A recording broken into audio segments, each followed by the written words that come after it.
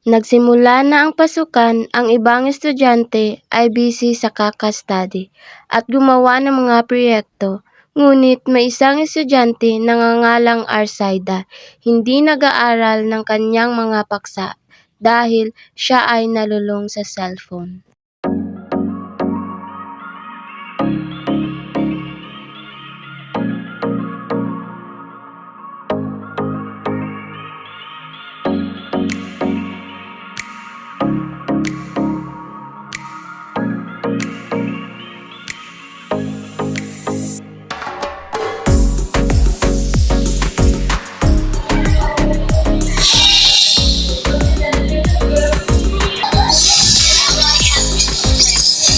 Nagsimula na ang klase, ngunit hindi pa nakarating si Arsaida sa kanyang classroom. Good morning, class! Good morning, ma'am! Mag-study kayo sa tinuro ko nung nakaraan dahil magpapag-quiz ako mamaya. At bibigay ako ng 20 minutes for your study. Habang ang mga classmate niya ay abala sa kaka-study, si Arsaida ay bago lang dumating.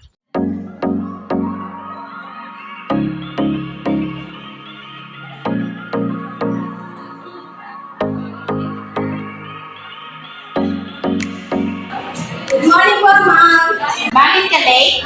Ma'am, naulit po ako ng gising. Nag-game pa kasi kami ng kada. Okay? O sige, mag-upo ka na lang. Magpapag-quiz ako mamaya. Salamat po.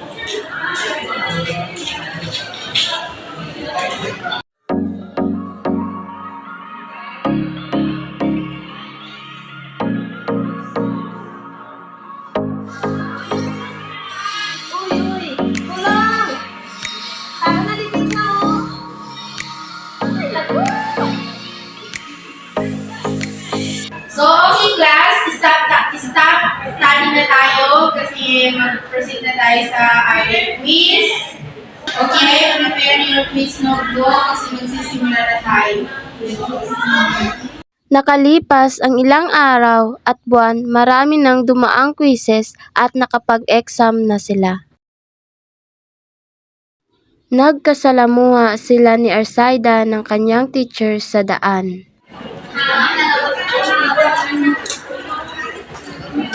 Good morning po, ma'am.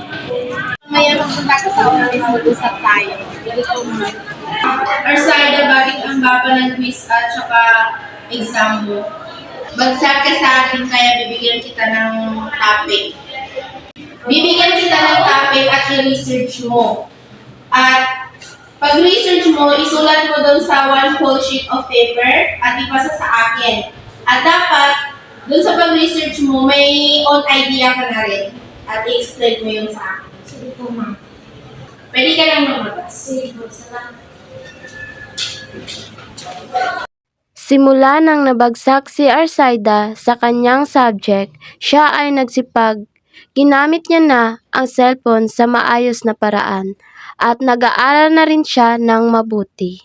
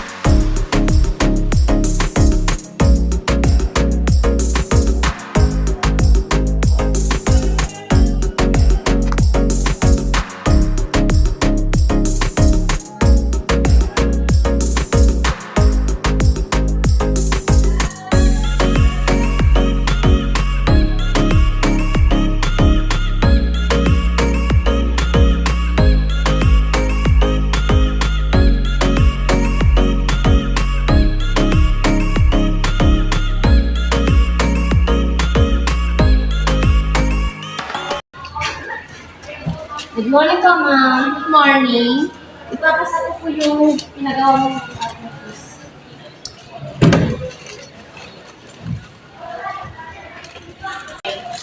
So next time, mag-study ka.